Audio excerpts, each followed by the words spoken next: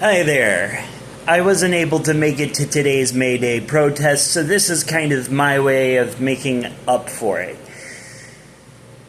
I have been thinking about making a video for the past while now, kind of explaining how I have personally been keeping myself sane over these last few months since Trump came back into power.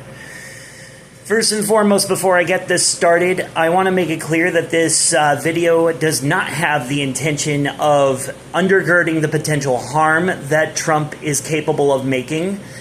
That is not my goal, and I do completely understand that there are going to be people that are harmed and are being harmed already by Trump's policies.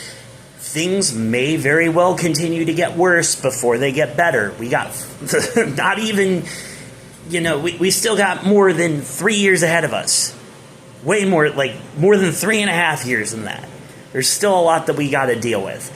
Second off, if you're going to come into my comments section and say, oh, we're not going to devolve into fascism, you're completely blowing things out of proportion. Fuck off. Okay, buddy? Obviously, you're a centrist, and I'm not going to be able to change your mind. You're either a centrist or a Trump supporter. Fuck off with that shit. I don't need it.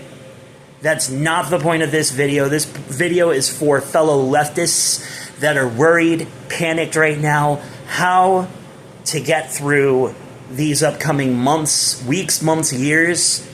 We don't know how things are going to be looking. But there are some coping mechanisms that you can do, and it's not all going to be show up to protests, hold signs, call your representatives. Those are all about as effective as you can get. If you're going to go to protests, obviously dress in plain clothing, wear a face mask, wear a hat that you don't normally wear, turn off your phone or put it in airplane mode, whatever it takes.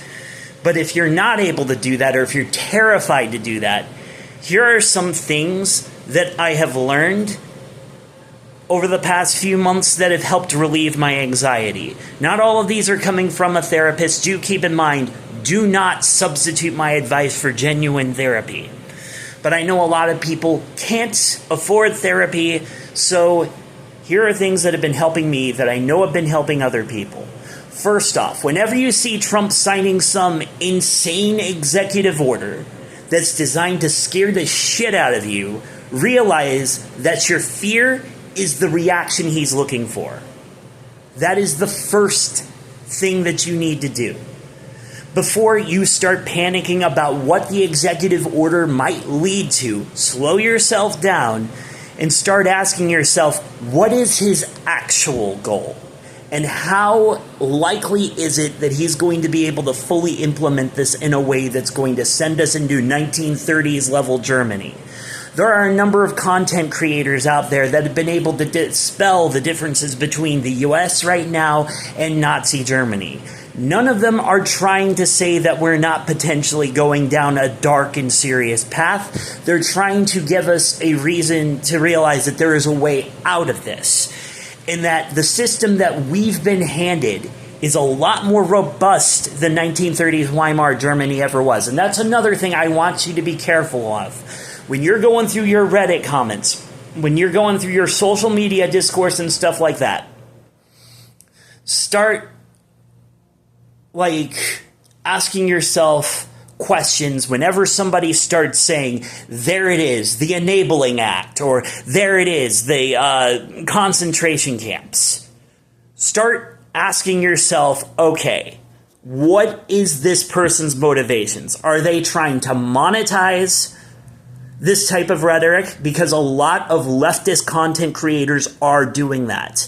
Like it or not, we do have our own versions of Fox News. There's a number of content creators that I have personally stopped following because they are milking the doomerism for money and clicks. That includes creators such as Vosh, who I stopped following a while back, but I stopped hate watching him now because of it, Kyle Kulinski, and a good number of others. Sure, there are some other leftist content creators that are more on the liberal side that are doing the whole, oh, we're already beating him, and that's not entirely true either. There's a whole lot of nuance that we need to start applying to what's going on right now. Other things you can do. Turn off social media. It's okay to use it to inform yourself for a few minutes a day, but if you're doing it for longer periods of time than is necessary, you're creating a lot of unnecessary stress on yourself. Also, if you're thinking that getting out of the country is the only way that you're going to be safe, I got news for you. If things are as bad and as dire as you think they are going to catch up to you, whether it be the economic circumstances, the rising hostility towards minorities and stuff like that. I'm not saying stay hunkered down here in the U.S. If you absolutely feel like leaving the country is the best option for you, then do it. I'm not going to tell you to not do it. But if you think that it's going to make you safe, if things are really as bad as you think that they're going to be, no. I know none of this is like, by the way, I am aware that there's a lot of tangents and stuff like that. This is just more or less a rant video for me to kind of get my own frustrations with myself out. And also stop feeling like you're not doing enough. Sometimes all you'll be able to do on some days is survive. I wasn't able to make it to today's protests, and I've been mentally beating myself up about it. And this is, like I said, my way of trying to make up for that. I think that if I can get people calmed down and stop being hysterical about everything, because some people on the side of my argument are being hysterical, then I can help make a difference. And I'm not gaslighting you by saying, oh, you're being hysterical and completely overreacting. I'm saying that there are certain parts that you're reacting to that might be a bit more terrified than they need to be. You should be trying to take that fear instead of having it, like, paralyze you. You need to take that fear and let it make you angry. It's okay to be angry right now. It's okay to be sad. It's okay to process your emotions. And then let those emotions draw you to a conclusion where you take action. And remember, non-violent action. You're going to be seeing a lot of people say, we need a violent revolution. That is the type of talk that the people on the right want us to permeate out there, so that way they can justify shutting down our protests. And remember, people saying that the protests and that our leftist actions are not making a difference, those people are spreading fascist propaganda. Trump does eventually cave to pressure. He doesn't make it known that he has caved to pressure, but his actions speak louder than the words that come out of his own mouth. He will eventually back off of some of his most egregious policies with enough pressure from the public. So remember to continue to mount that pressure. Remember to keep yourself informed, keep your family and friends informed, and remember, as people start coming out of the woodworks, former Trump supporters, former people that voted Trump because they thought he was the better of two evils compared to Kamala Harris or Joe Biden or Hillary Clinton, it doesn't matter. We need to be welcoming them into our movement.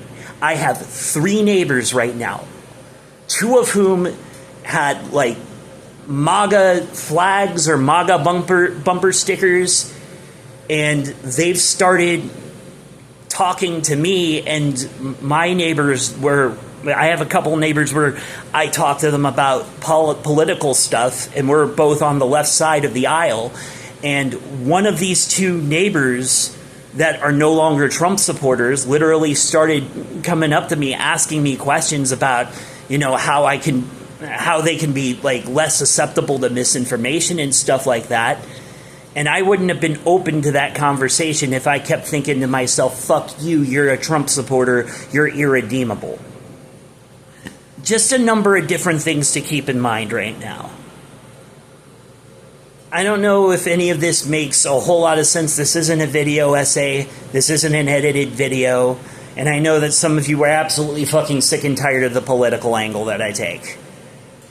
I honestly don't care. This is a platform that I have with maybe like a couple of hundred people will watch this video at best. But it's the best that I have to offer right now. Alright, I've been going on for 10 minutes. I'm going to end this. You guys stay safe and take care.